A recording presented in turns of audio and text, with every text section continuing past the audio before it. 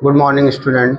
Ram ji Lal classes में आप सभी का स्वागत है। जैसा कि पिछले वीडियो में हम लोगों ने अणुसंघ गुणधर्म के विषय में चर्चा कर रहे थे, तो पिछले वीडियो में हमने क्वथनांक उन्नयन और क्वथनांक उन्नयन से रिलेटेड जो भी ग्राफ था उसको आपको बताया था। जिन बच्चों ने हमारे पिछले वीडियो को ना देखा हो वो हमारे पिछले वीडियो को देख ले जाके, उसमें क्वथनांक उन्नयन और क्वथनांक उन्नयन के ग्राफ के विषय में बताया गया। उससे पहले वाले वीडियो में वाष्प दाब में आपेक्षिक अवनमन, वाष्प दाब में आपेक्षिक अवनमन क्या होता है उससे रिलेटेड सारी बातें बताई गई थी। यदि बच्चों को वो वीडियो देखने हैं तो हमारे डिस्क्रिप्शन बॉक्स में उसका लिंक दिया जा रहा है, तो आप लोग उस लिंक पर क्लिक करके उन वीडियो को प्राप्त कर सकते हो। पहले आपको वो वीडियो देखने हैं, तब उसके बाद में आपको ये वाला वीडियो समझ में आएगा। तो बच्चों, अगर हिमांक में अवनमन आपको समझना है तो इसके लिए आपको पहले वाष्प दाब में आपेक्षिक अवनमन और क्वथनांक उन्नयन की वीडियो देख लेने। बच्चों, आज हमारा जो टॉपिक है वो है हिमांक अवनमन। ये भी अणुसंघ गुणधर्म का एक पार्ट है। बच्चों, हम लोगों ने बात की थी अणुसंघ गुणधर्म की कि अणुसंघ गुणधर्म क्या होते हैं। तो किसी भी विलयन के वे भौतिक गुण जो विलेय पदार्थ के कणों की संख्या पर निर्भर करते हैं उनको अणुसंघ गुण कहा जाता है। अणुसंघ गुण कितने होते हैं बच्चों? 4 होते हैं। एक होता है वाष्प दाब में आपेक्षिक अवनमन, जिसका वीडियो बन चुका है। एक होता है क्वथनांक उन्नयन, जिसका वीडियो बना चुके हैं। आज थर्ड पार्ट है हिमांक अवनमन। तो हिमांक अवनमन आज हमें समझना है, और इसके बाद में एक लास्ट और बचेगा परासरण दाब, उसको हम अपने नेक्स्ट वीडियो में अपलोड करेंगे। तो चलिए, हम लोगों को समझना है क्या हिमांक अवनमन। बच्चों, हिमांक अवनमन पढ़ने से पहले हम बात कर लेते हैं हिमांक की। देखो, हिमांक अवनमन तो हमें पढ़ना ही पढ़ना है। हिमांक अवनमन आपको तब समझ में आएगा जब बच्चों हम हिमांक को जानेंगे। तो जैसा कि आप लोगों ने प्राइमरी क्लासेस में हिमांक के विषय में पढ़ा होगा कि बच्चों को पढ़ा दिया जाता है वह निश्चित ताप जिस ताप पर कोई द्रव जमता है हिमांक कहलाता है। लेकिन यहाँ पर हमें थोड़ी सी उसमें स्टैंडर्ड वे में परिभाषा उसकी बतानी है कि हिमांक क्या होता है। बच्चों, कोई भी पदार्थ अगर लिक्विड अवस्था में है, क्या है, कोई भी पदार्थ यदि लिक्विड अवस्था में है और उसका टेम्परेचर अगर हम कम करते चले जाएं, तो कम करते जाने से होगा क्या? होगा ये, जब उसका कम करते जाएंगे, टेम्परेचर कम करते जाएंगे, वो ठंडा होता जाएगा, ठंडा होता जाएगा, ठंडा होता जाएगा। एक ना एक टेम्परेचर ऐसा आ जाएगा जिस पर वह द्रव अपनी द्रव अवस्था को छोड़कर ठोस अवस्था में परिवर्तित हो जाएगा। तो वहां मतलब द्रव को अपनी द्रव अवस्था छोड़कर ठोस अवस्था में परिवर्तित करने के लिए जो भी टेम्परेचर करना पड़ता है उसी को हम क्या कहते हैं बच्चों? हिमांक। यानी हर एक पदार्थ की अगर द्रव अवस्था है तो उसकी ठोस अवस्था भी होगी और उसकी गैस अवस्था भी होगी।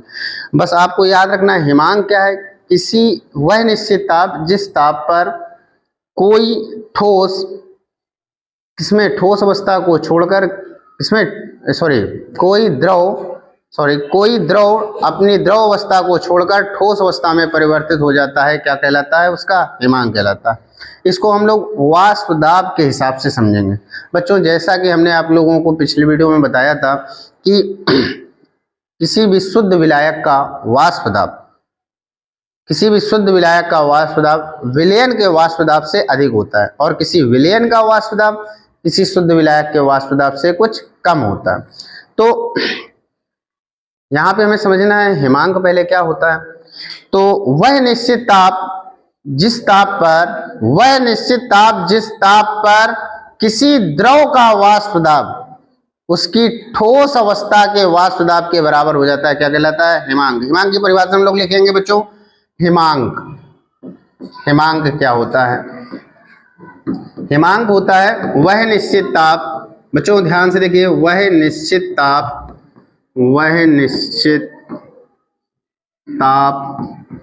जिस ताप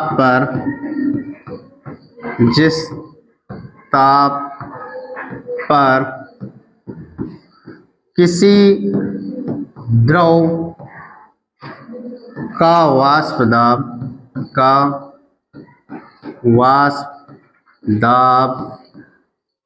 उसकी ठोस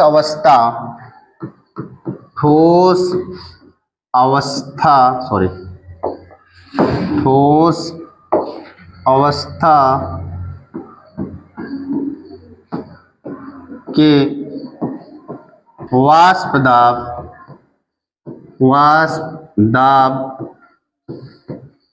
के बराबर हो जाता है,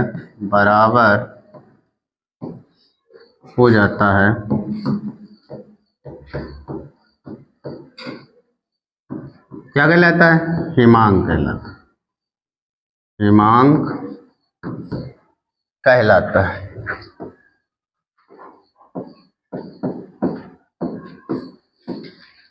ठीक है बच्चों। जैसे मान लीजिए हमने जल लिया, शुद्ध जल लिया। अब ये क्या है बच्चों? द्रव है, शुद्ध विलायक है। शुद्ध जल क्या है? शुद्ध विलायक। तो आपको करना बच्चों क्या है?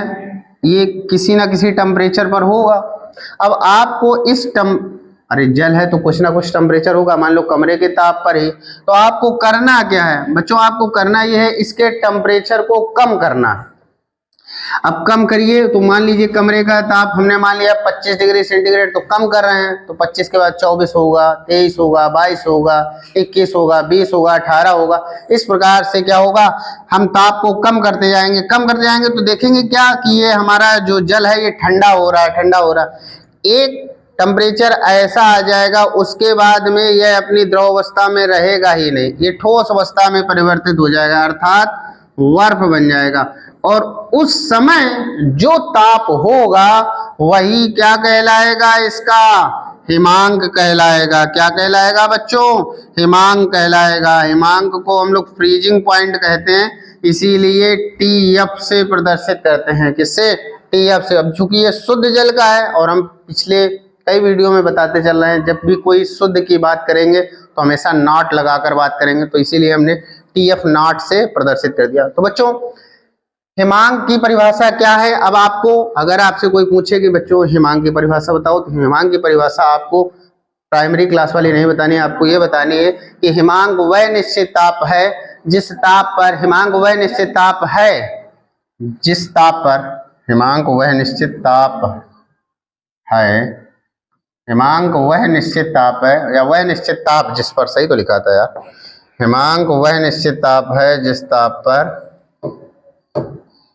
हिमांक वह निश्चित ताप है, यानी वह निश्चित ताप जिस ताप पर किसी द्रव का वाष्प दाब उसकी ठोस अवस्था के वाष्प दाब के कैसा हो जाता है? बराबर हो जाता है। क्या कहलाता है? हिमांक कहलाता है।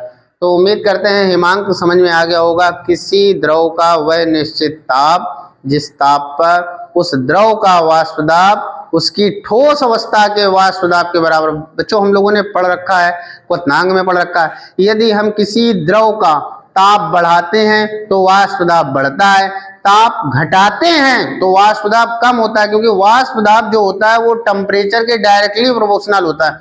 अगर हम ताप बढ़ाएंगे तो वाष्प दाब बढ़ेगा, ताप घटाएंगे तो वाष्प दाब घटेगा। अब चलिए आपको ये समझ में आ गया ना हिमांक के बाद में अब हम लोगों को समझना है हिमांक अवनमन समझना है। क्या समझना है बच्चों? हिमांक अवनमन। तो चलिए हिमांक अवनमन की बात कर लेते हैं। कल बच्चों हम लोगों ने पिछले वीडियो में पढ़ा था, उसमें हम लोगों ने इस पे बात की थी कि जैसे मान लीजिए इसमें कोई हमने शुद्ध विलायक भर दिया है। क्या भर दिया है बच्चों? कोई शुद्ध विलायक भर दिया। मान लो जल भरा है, इसमें क्या भरा है? जल। अब शुद्ध विलायक का कुछ ना कुछ वाष्प दाब होगा, तो इसका जो भी वाष्प दाब होता है उसको हम P0 से प्रदर्शित करते हैं।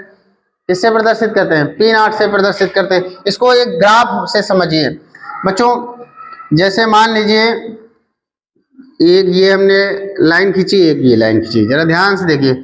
ये वाली लाइन किसकी है? वाष्प दाब की। किसकी है बच्चों? ये वाष्प दाब की। अब इसी में हम आपको समझा देंगे, ये वाष्प दाब की, और ये बच्चों ताप की।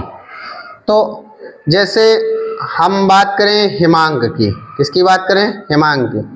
तो पहले आप ये समझिए कि ये द्रव कमरे के अंदर रखा होगा या कहीं ना कहीं रखा होगा, जहां पर रखा होगा वहां पर इसका कुछ ना कुछ टेम्परेचर होगा, कुछ ना कुछ टेम्परेचर निश्चित रूप से होगा। इसका टेम्परेचर मान लीजिए, इसका टेम्परेचर कितना है? 25 डिग्री सेंटीग्रेड। तो 25 डिग्री सेंटीग्रेड पर बच्चों इसका कुछ ना कुछ वाष्प दाब होगा। इस शुद्ध विलायक का 25 डिग्री सेंटीग्रेड पर कुछ ना कुछ वाष्प दाब होगा। मान लीजिए इतना वाष्प दाब है, ये वाष्प दाब वाली लाइन यही तो है, ये किसकी है लाइन, वाष्प दाब की। जरा ध्यान से देखिए इधर बच्चों, ये लाइन किसको रिप्रेजेंट कर रही है, वाष्प दाब को, और ये लाइन किसको रिप्रेजेंट कर रही है, ताप को। तो बच्चों 25 डिग्री सेंटीग्रेड पर इस द्रव का वाष्प दाब कितना था, इतना था। ठीक है। अब बच्चों क्या होता है, हमने आपको पिछले वीडियो में पढ़ाया था कि जब किसी शुद्ध विलायक में कोई अवाष्पशील विलेय पदार्थ मिला दिया जाता है, जब किसी शुद्ध विलायक में क्या किया जाता है बच्चों, कोई अवाष्पशील विलेय मिला दिया जाता है। कोई अवाष्पशील विलेय मिला देने से ये क्या बन जाता है, विलायक से किस में कन्वर्ट हो जाएगा, विलयन में। और हम जानते हैं कि विलयन का जो वाष्प दाब होता है वो सदैव शुद्ध विलायक के वाष्प दाब से कुछ कम होता है, यानी विलयन का जो वाष्प दाब होगा वो इसी ताप पर इससे कुछ कम होगा। मेरी बात समझ में आई। शुद्ध विलायक का वाष्प दाब ये होगा और विलयन का वाष्प दाब ये होगा, मतलब उससे कुछ कम होगा। शुद्ध विलायक के वाष्प दाब से विलयन का वाष्प दाब कुछ कम होगा। बच्चों पिछले वीडियो में क्या था, इस ग्राफ को हम दोबारा से बनाए ताकि आपको हमें दोनों चीजों से रिलेशन करते हुए समझाना है। चलिए देखिए, इस ग्राफ को हम दोबारा से आपको समझा रहे हैं, एक बार फिर समझ लीजिए। बच्चों इसके लिए हमें दो एक्सेस की जरूरत पड़ेगी, तो हमने ये y एक्सेस और ये x एक्सेस, जरा ध्यान समझना, ये वाली जो लाइन है ये वाष्प दाब को रिप्रेजेंट कर रही है, किसको, वाष्प दाब को, ध्यान से समझना। और ये बच्चों किसको, ताप को। तो जैसे इसमें देखिए पिछले वाले ग्राफ से इसको रिलेट कीजिए तो आपको समझ में आएगा। पिछले वाले ग्राफ में बच्चों क्या बताया था हमने,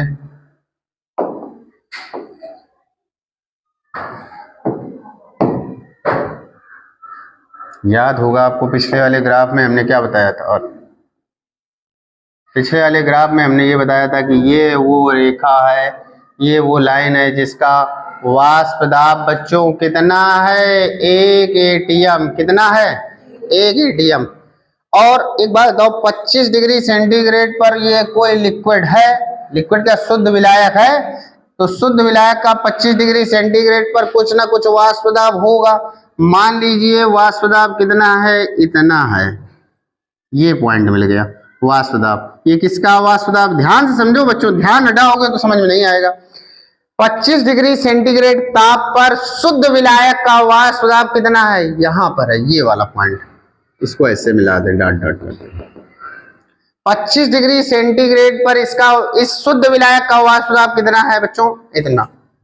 अब इसी 25 डिग्री सेंटीग्रेड पर इसमें कोई अवाष्पशील विलेय डाल देंगे। जब विलेय डाल देते हैं तो बच्चों ये विलायक से किसमें कन्वर्ट हो जाएगा, विलयन में। और हम जानते हैं जब भी शुद्ध विलायक में कोई अवाष्पशील विलेय पदार्थ डाल देते हैं तो इससे प्राप्त विलयन का वाष्प दाब शुद्ध विलायक के वाष्प दाब से कुछ कम हो जाता है, यानी जो विलयन बना इसका वाष्प दाब इससे कुछ कम होगा। बच्चों ध्यान से देखना, ये कुछ कम होगा, ये कुछ कम होगा, ये विलयन का वाष्प दाब है, ये कुछ कम होगा।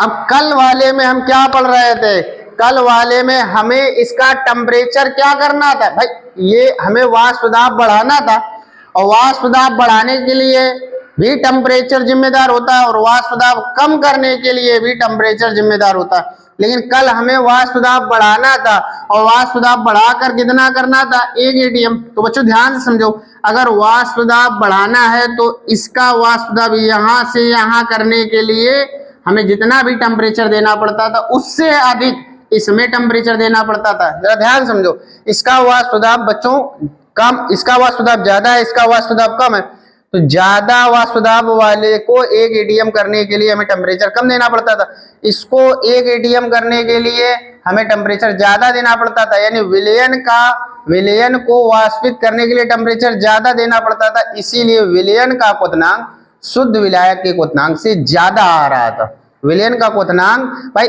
ये अभी यहाँ पर है, कम है, और ये ज्यादा है, इसको 1 एटीएम करने के लिए और इसको 1 एटीएम करने के लिए इसमें हमें ज्यादा टेम्परेचर देना पड़ रहा था।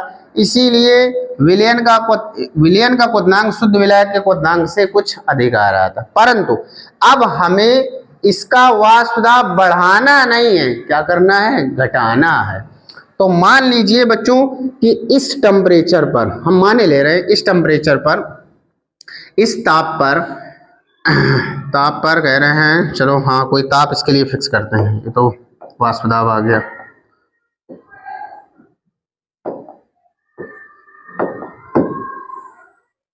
बच्चों माने ले रहे हैं कि इस ताप पर और इतने वाष्प दाब पर, इस ताप पर और इतने वाष्प दाब पर क्या होगा, इस ताप पर और इतने वाष्प दाब पर क्या होगा, ये द्रव जो है वो ठोस अवस्था में परिवर्तित हो जाएगा। तो अब क्या करना है, टेम्परेचर को कम करना है। टेम्परेचर को जब कम करेंगे तो वाष्प दाब क्या होगा, वाष्प दाब घटेगा, क्योंकि टेम्परेचर बच्चों, वाष्प दाब को बढ़ाने के लिए टेम्परेचर बढ़ाते हैं, वाष्प दाब को कम करने के लिए टेम्परेचर को घटाते हैं। तो यहाँ पर हमें वाष्प दाब कम करना है, किसके बराबर करना है, ठोस अवस्था के वाष्प दाब के बराबर। तो यहाँ पर हमें क्या करना पड़ेगा, टेम्परेचर को कम करना पड़ेगा। तो आप खुद से सोचिए कि इसमें टेम्परेचर ज्यादा कम करना पड़ेगा कि इसमें ज्यादा कम करना पड़ेगा। भाई इसका वाष्प दाब देखो जरा, इसका वाष्प दाब इतना है, इसको यहाँ से यहाँ लाने में, इसको यहाँ से यहाँ लाने में, इसको यहाँ से यहाँ लाने में टेम्परेचर जितना भी करना पड़ता है उससे ज्यादा डाउन इसमें करना पड़ेगा, क्योंकि इसका ज्यादा है वाष्प दाब। तो इसको यहाँ से यहाँ लाने में टेम्परेचर और गिराना पड़ेगा इसकी अपेक्षा। इसीलिए यहाँ पर विलयन का जो हिमांक होता है ये शुद्ध विलायक के हिमांक से कुछ कम होता है, और हिमांक में हुई इस कमी को हिमांक अवनमन कहते हैं। तो बच्चों हम लोगों ने हिमांक अवनमन को समझा, इसको हम एक पेज में कर दे रहे हैं ताकि आप इसका स्क्रीनशॉट ले लीजिए और लिख लीजिए।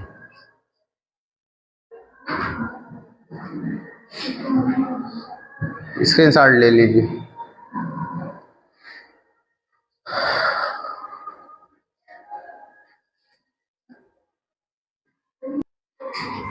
हाँ तो बच्चों स्क्रीनशॉट के बाद में अब हम बात करते हैं हिमांक अवनमन तथा मूललता में संबंध। अब हम लोगों को पढ़ना है हिमांक अवनमन तथा मूललता में संबंध। तो चलिए हम लोग इसके लिए नेक्स्ट पेज लेते हैं, हिमांक अवनमन तथा मूललता में संबंध। अब बच्चों हमें पढ़ना है, ध्यान से देखिए बच्चों, अब हम लोगों को पढ़ना है थोड़ा और इसको डार्क करते हैं, ध्यान देना बच्चों, बातें ना करिए।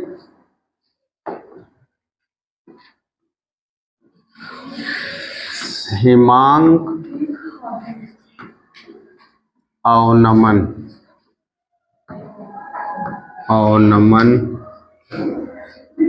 तथा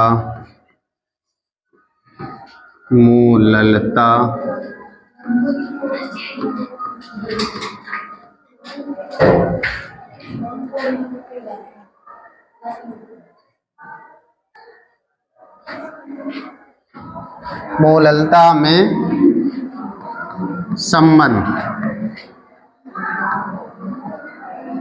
बच्चों अब हम लोगों को समझना है हिमांक अवनमन तथा मूललता में संबंध। बच्चों एक बार हम लोग हिमांक अवनमन मूललता में संबंध तो पढ़ने जा रहे हैं, लेकिन उससे पहले हिमांक अवनमन की डेफिनेशन हम लोग एक बार पढ़ लेते हैं कि हिमांक अवनमन क्या होता है। चलिए हिमांक अवनमन हम लोग बच्चों पढ़ लेते हैं, हिमांक अवनमन होता क्या है। हिमांक अवनमन क्या होता है, हिमांक अवनमन, चलो बच्चों इसको देख लेते हैं, हिमांक अवनमन क्या होता है। देखिए बच्चों, वह निश्चित जब किसी शुद्ध विलायक में, जब किसी शुद्ध विलायक में, जब किसी शुद्ध विलायक में, जब किसी शुद्ध विलायक में किसी अवाष्पशील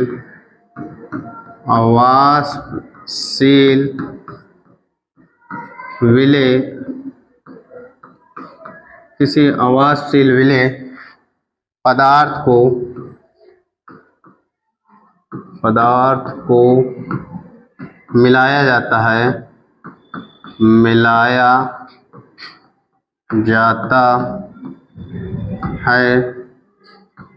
तो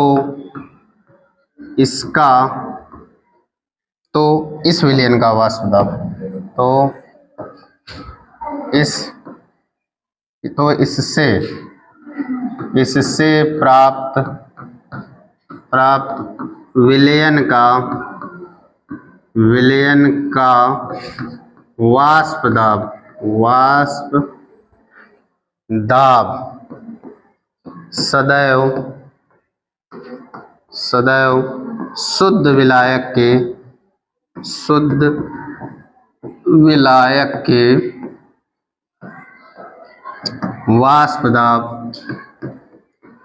वाष्प दाब से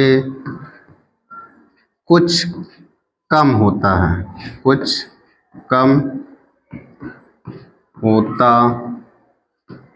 है। वाष्प दाब इसीलिए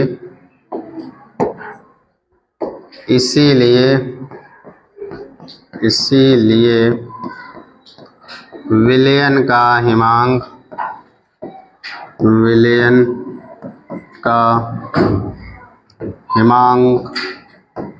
भी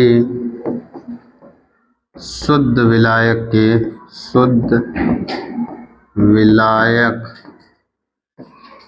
के हिमांक से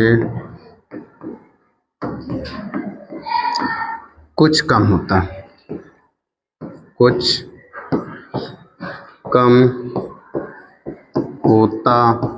है। हिमांक में हुई इस कमी को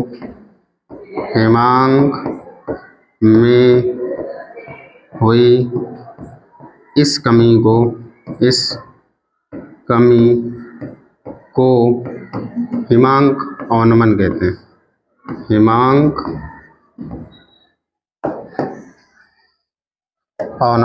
हैं। अवनमन कहते हैं। इसे डेल्टा TF से प्रदर्शित करते हैं। हिमांक अवनमन डेल्टा TF बराबर TF0 माइनस TFS ये होता है बच्चों। इसको हम एक पेज में कर ले रहे हैं ताकि आप लोग इसका स्क्रीनशॉट ले लीजिए।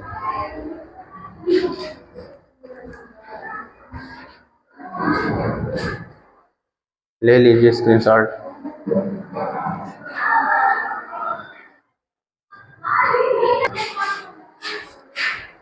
बच्चों ध्यान से इसको समझना आगे। देखिए बच्चों, जैसे मान लीजिए इसमें हमने कोई एक पात्र लिया, इसको समझते हैं हम लोग। जैसे मान लीजिए कोई पात्र लिया,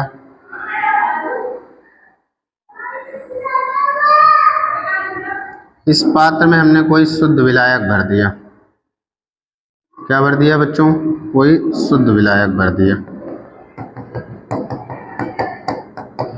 शुद्ध विलायक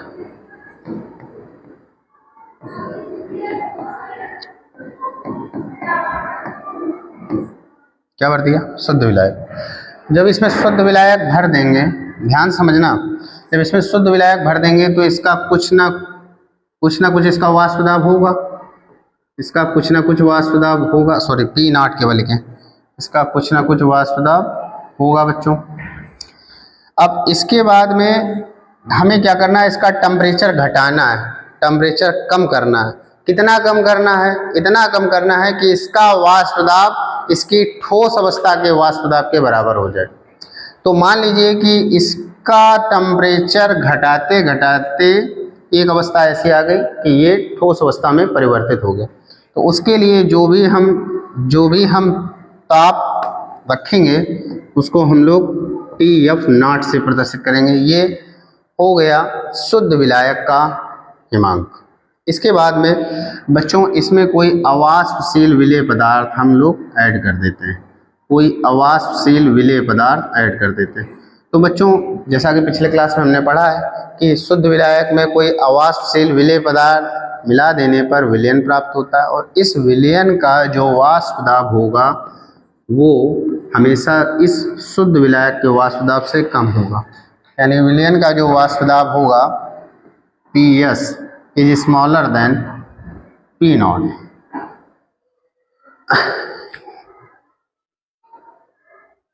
क्या चीज़ है?